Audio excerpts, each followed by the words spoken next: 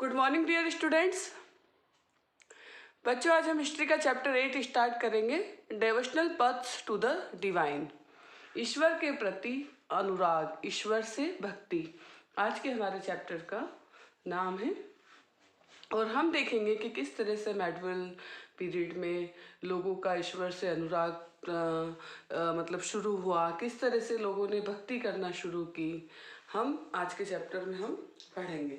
You have seen people perform ritual of worship और singing bhajans and जैसा कि आप लोगों ने लोगों को पूजा पाठ करते, भजन करते, कीर्तन करते, कवालीस करते, आपने कवाली गाते या फिर चुपचाप से भगवान का नाम जाप करते हुए आपने देखा होगा। You may have seen people perform rituals of worship, of singing bhajans and kirtans and kavalis, or even repeating the name of the god in the silence. And notice that some of the them are moved to tears. बच्चों, जैसा कि हम सभी जानते हैं, लोग भगवान की भक्ति अलग अलग तरीके से करते हैं। कोई भजन करके, कीर्तन करके, कव्वाली गाते हुए करते हैं, तो कुछ लोग चुपचाप से भगवान का नाम, ईश्वर का नाम जाप करते हुए हम लोग देखते हैं।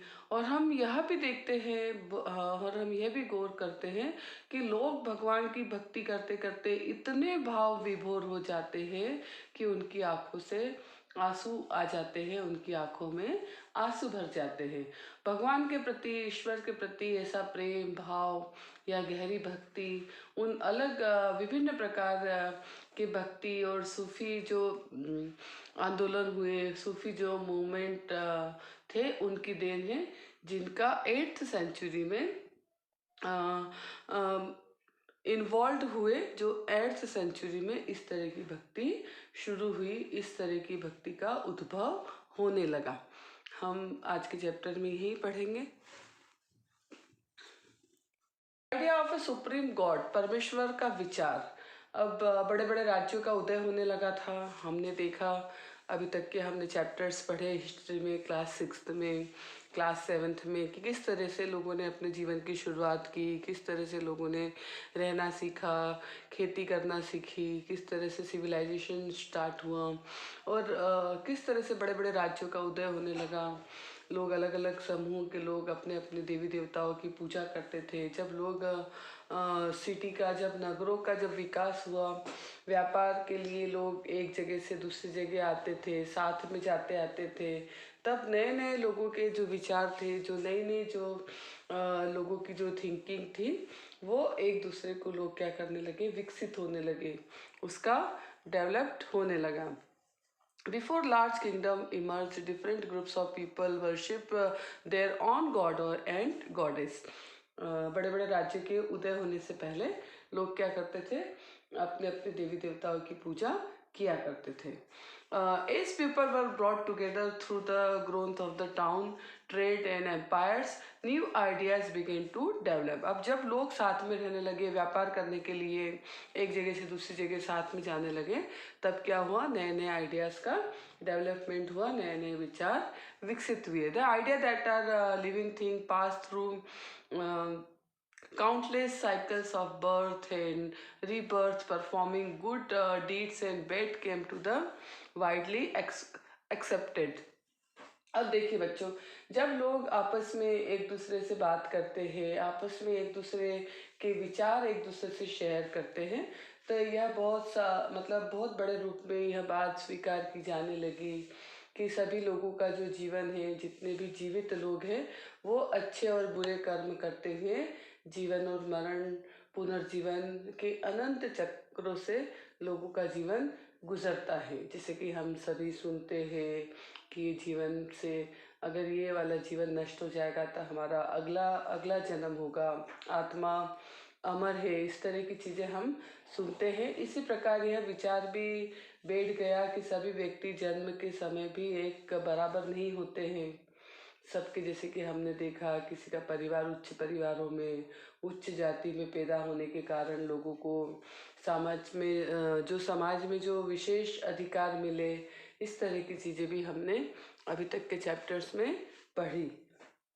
और ये चीज़ें क्या होने लगी, लोगों को एक दूसरे से लोग अपने विचारों को शेयर करने लगे।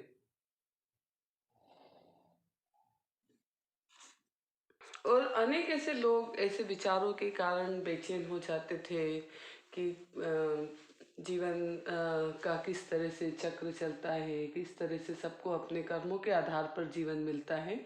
इसलिए वो बुद्ध तथा जैन धर्म के जो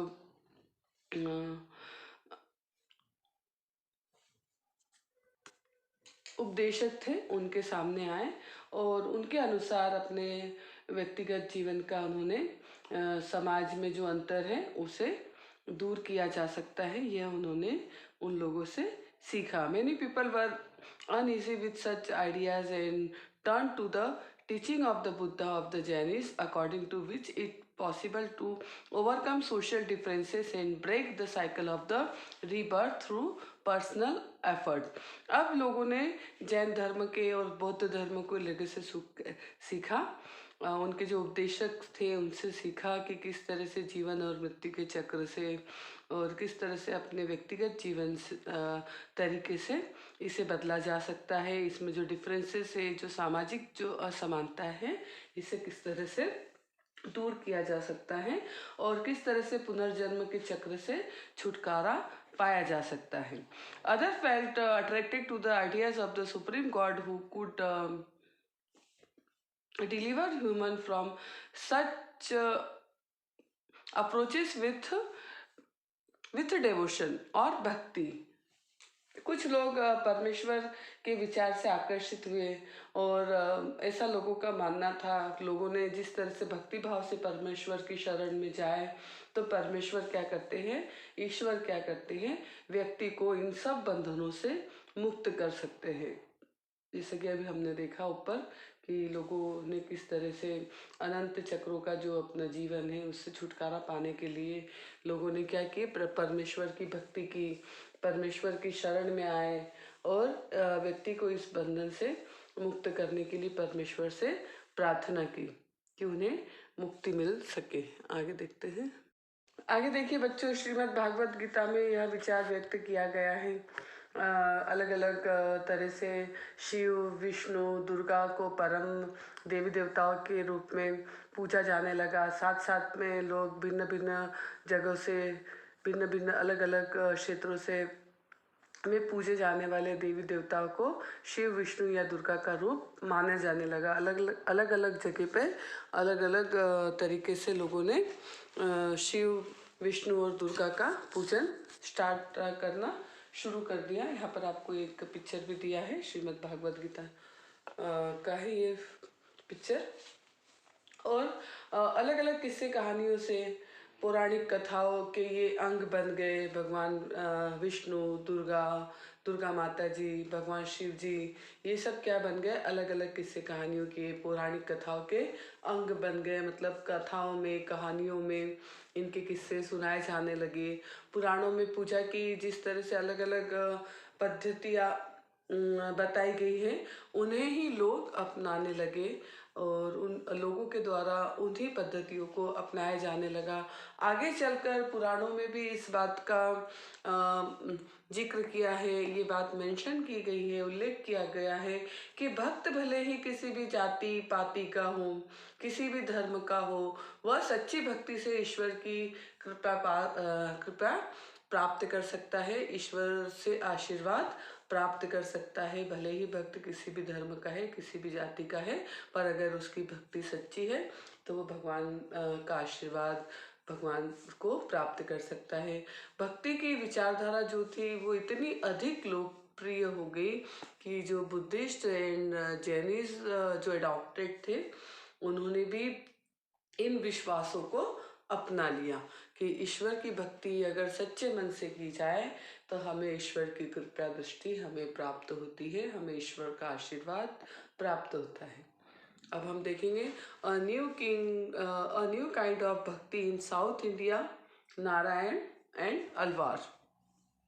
साउथ इंडिया में किस तरह से नारायण और अलवार की भक्ति, नारायण नए नार और अलवार के बारे में हम पढ़ेंगे। नारायण नहीं लिखा है, वो नए नार लिखा है।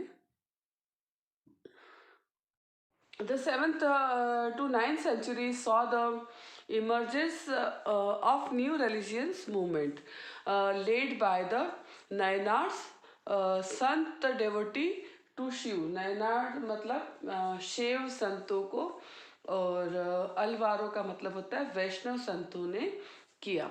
यहाँ पर आपको बताया गया है कि 7th से लेकर 9th सेंचुरी, 7वीं से लेकर 9वीं जो शताब्दी थी, उसके बीच कुछ नए धार्मिक आंदोलनों का उदय हुआ. इन आंदोलन का जो भी लेख था, नेतृत्व था, वो किनके द्वारा किया गया? नए नारों और अलवारों के द्वारा किया गया. नए नारों मतलब जो शिव भक्ति करते हैं, और अलवारों मतलब जो वैष्णव भक्ति करते हैं. ये संत सभी जातियों के थे, जिनमें आपको बताया गया है who came from all castes, including those considered untouchables like the Pulaiya and Panar.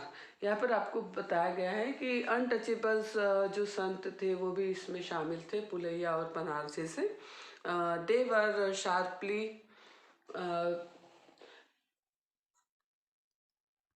वे लोग क्या किए जाते थे? वे लोग बौद्ध और जैन धर्मों के क्या थे? कटु आलोचक थे, और शिव तथा विष्णु के प्रति सच्चे प्रेम को मुक्ति का मार्ग बताते थे. हम यहाँ साउथ इंडिया की बात कर रहे हैं, जहाँ पे नयनारों और अलवारों के बारे में बताया गया है कि वो लोग शिव भक्ति और विष्णु भक्ति के प्रति सच्चे प्रेम को मुक्ति का मार्ग बताते थे. उन्होंने संगम साहित्य, जिसे तमिल साहित्य का प्राचीन जो उदाहरण है उसे संगम साहित्य कहा जाता है, में प्यार और शूरवीरता के आदर्शों को भक्ति में उन्होंने समावेश किया है. नयनार और अलवार क्या थे? ये दोनों ही एक जगह से दूसरी जगह घूमते हुए, एक जगह से दूसरी जगह जाते हुए घुमक्कड़ जो होते हैं साधु संत, वे थे. और वे किसी स्थान या गांव में जाते थे, और वहाँ के जो भी वहाँ के लोकल जो गॉड थे, लोकल जो गॉडेस थी, मतलब वहाँ के जो लोकल जो देवी देवता थे, उनकी प्रशंसा के लिए सुंदर कविताएं बनाकर, सुंदर कविताएं रचकर उन्हें लयबद्ध तरीके से गाकर लोगों को सुनाते थे, उन्हें संगीतबद्ध वो कर दिया करते थे. यहाँ पर आपको बताया गया है नयनार्स एंड अलवार्स जो थे वो जगह जगह घूमकर, गांव गांव घूमकर, गांव के जो स्थानीय जो देवी देवता थे उनके लिए वो क्या करते थे? उनके लिए सुंदर सुंदर कविताएं बनाकर लोगों के सामने प्रस्तुत किया करते थे. बच्चों, अगला टॉपिक आपको दिया है नयनार्स एंड अलवार्स. नयनार्स और अलवार कौन थे? अभी हमने जैसे कि नयनार्स और अलवार्स के बारे में पढ़ा. नयनार्स शिव भक्ति क्या करते थे, अलवार्स विष्णु भक्ति क्या करते थे. लोगों के जगह जगह जाकर वहाँ के लोकल देवी देवताओं के प्रति वो लोग कविताएं बनाकर संगीतमय तरीके से प्रस्तुत करते थे. नयनार और अलवार. Nayanar, there were 63 Nayanars. आपको बताया गया है कुल मिलाकर 63 नयनार्स ऐसे थे who belonged to different caste backgrounds such as potters, untouchable workers, peasant, hunters, soldiers, brahmins and chiefs. आपको बताया गया है कि 63 ऐसे नयनार थे जो कुम्हार, अनटचेबल वर्कर्स, किसान, शिकारी, सैनिक, ब्राह्मण और मुखिया जैसे अनेक जातियों में जिनका जन्म हुआ था. The best known among them were अपार. आपको बताया गया है कि इनमें से जो सबसे प्रसिद्ध थे वे अपार, संबंदर, सुंदरार एंड मणिक्व सागर. ये क्या थे? सर्वाधिक प्रसिद्ध नयनार थे. और इनके आपको बताया गया है कि इनके द्वारा देयर आर 2 सेट्स ऑफ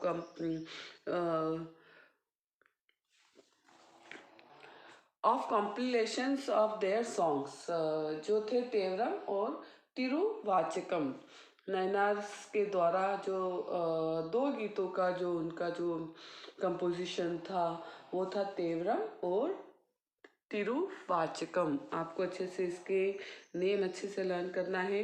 अब आपको बताया गया है देयर वर 12 अलवार, अलवारों की संख्या 12 थी और वे भी अलग अलग पृष्ठभूमि से आए थे। उनमें जो सर्वाधिक जो फेमस थे, द बेस्ट बीइंग आपको दिया गया है, जो सबसे अधिक प्रसिद्ध थे उनमें थे पेरी पेरी अलवार, उनकी पुत्री अंडाल, तोंडर डिम्पोडी अलवार और नम्मालवार। उनके गीत जो थे वो बहुत डिवाइन कॉम्प्लेक्स थे, जिसका नाम था प्रबंधम। अलवारों के जो गीत का आपको बताया गया, उनकी जो कंपोजिशन थी, उनके जो संकलन थे वो थे प्रबंधम। और हमने ऊपर पढ़ा नयनारों के जो पढ़ा हमने तेवरम और तिरुवाचकम, अलवार के प्रबंधम।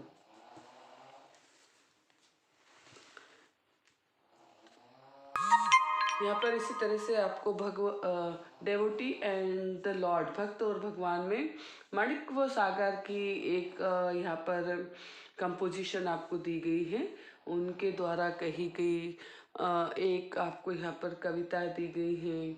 इसमें बताया गया है कि किस तरह से हमने हाड़ मास के जो हम लोग हैं, हमने किस तरह से भगवान के प्रति जो हमारी श्रद्धा है और किस तरह से भगवान ने हमें बचा लिया है, किस तरह से भगवान ने हमें सभी सुख दिए हैं।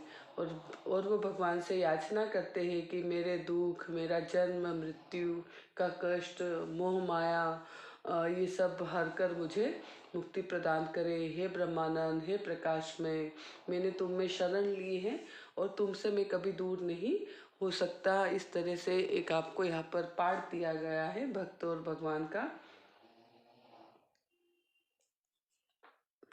कि किस तरह से आपने मेरे जीवन में आकर आपने हमारे जीवन में आकर हमारे जीवन को क्या किया है, भक्तिमय बना दिया है, हमारे जीवन को प्रकाशमय बना दिया गया है। इस तरह से आपको एक प्रस्तुति दी गई है।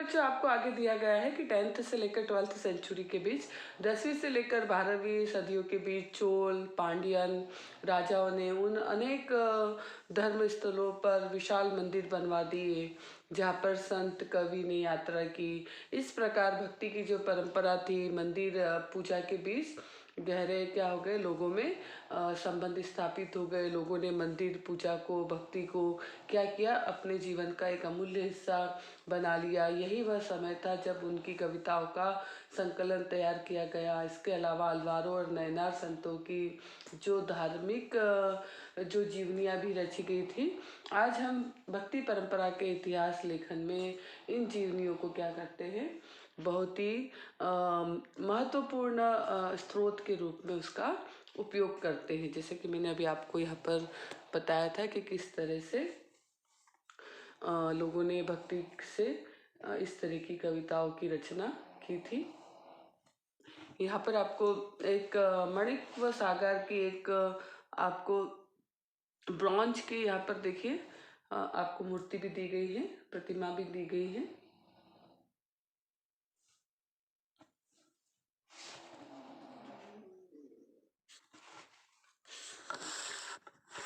अब हमारा अगला टॉपिक है फिलोसॉफी एंड भक्ति, दर्शन और भक्ति। इसके बारे में देखते हैं। भारत के जो सबसे जो प्रसिद्ध जो फिलोसॉफर रहे हैं वो रहे हैं शंकर। भारत के सर्वाधिक प्रभावशाली जो फिलोसॉफर में से एक है शंकर। इनका जन्म 8th सेंचुरी में केरल में हुआ था। इनका जन्म केरला में हुआ था, केरल में हुआ था। ये अद्वैतवाद के समर्थक थे, जिनके अनुसार जीवात्मा और परमात्मा जो कि परम सत्य है, दोनों एक ही हैं। इन्होंने शिक्षा दी कि ब्रह्मा जो एकमात्र या परम सत्य है वह निर्गुण और निराकार है। शंकर ने हमारे चारों ओर के संसार को झूठ बताया है, मिथ्या बताया है, काल्पनिक बताया है, माया माना है और संसार का परित्याग करने के लिए, संसार को छोड़ने के लिए संसार से संन्यास लेने के लिए ब्रह्मा को सही प्रकृति को समझने और मोक्ष प्राप्त करने के लिए ज्ञान के मार्ग को अपनाने का यहाँ पर आपको उपदेश दिया गया है। ये मैंने आपको शंकर की जो कि केरल के जो फिलोसोफर थे इनके बारे में बताया है। इसी के साथ शंकर के साथ रामानुज जो कि इनका जन्म भी तमिलनाडु में हुआ था। शंकर और रामानुज ये दोनों ही साउथ इंडिया के जो फिलोसोफर हैं उनके बारे में आपको बताया गया है। रामानुज का जो जन्म है, Ramanuja born in Tamil Nadu in the 11th century was deeply influenced by the Alvars. Ramanuja का जन्म 11वीं शताब्दी में तमिलनाडु में हुआ था और वे विष्णु भक्त अलवर संतों से बहुत ही प्रभावित थे। हमने नयनार और अलवर्स के बारे में पढ़ा है। नयनार्स शिव भक्ति के समर्थक थे और अलवर्स विष्णु भक्ति के समर्थक थे। तो रामानुज जो थे वो क्या थे? विष्णु भक्त थे। According to the him to the best means of attending, इसमें उन्होंने बताया गया है कि अगर आपको मोक्ष प्राप्त करना है तो विष्णु के प्रति अनन्य भक्ति भाव हमें रखना है। भगवान विष्णु की कृपा दृष्टि से ही भक्त क्या हो सकते हैं, उनका जीवन दुखों से मुक्त हो सकता है, उन्हें मुक्ति प्राप्त हो सकती है। और रामानुज की जो भक्ति थी, रामानुज की जो फिलोसॉफी थी, फिलोसोफर थे जो रामानुज, उनकी फिलोसॉफी आगे जाकर नॉर्थ इंडिया में, उत्तरी भारत में भी विकसित हुई। हमने यहाँ पर साउथ इंडिया के दो जो फिलोसोफर थे, शंकर और रामानुज के बारे में पढ़ा। अब आगे हम अगले हमारे वीडियो में आगे का चैप्टर कंटिन्यू करेंगे। Thank you, have a nice day.